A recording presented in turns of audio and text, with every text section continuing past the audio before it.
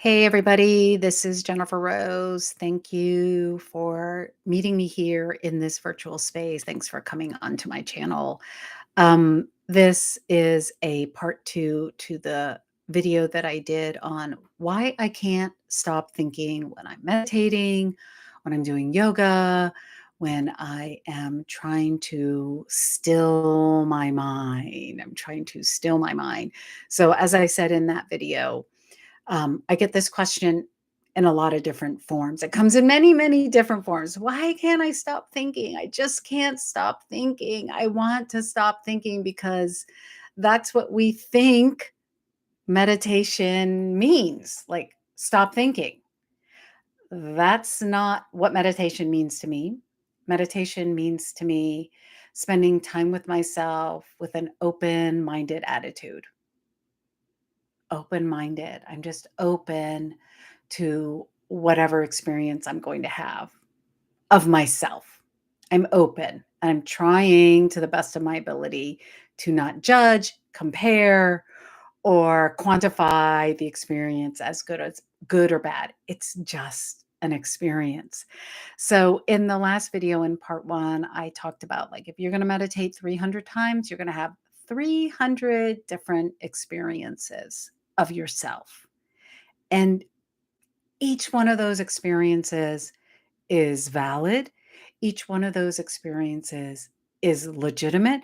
And each one of those experiences are giving you information about yourself. They're giving you information about the technique, about the style, about what's interesting to you, about what works, about what doesn't work. So you're like this curious scientist taking notes or looking at the results and looking at the results of the practice. But what I wanted to talk about was someone specifically asked, like, she had said that one experience she had when she came in, she had this beautiful, peaceful, loving experience. I don't want to say out of body, but a very, very different experience of herself than she's accustomed to. And when she returned to practice again, the experience was very different. I can't stop thinking, very frustrating about the mind, activity of the mind. And what I think happens sometimes is that when you have that beautiful, loving experience, it like hooks you.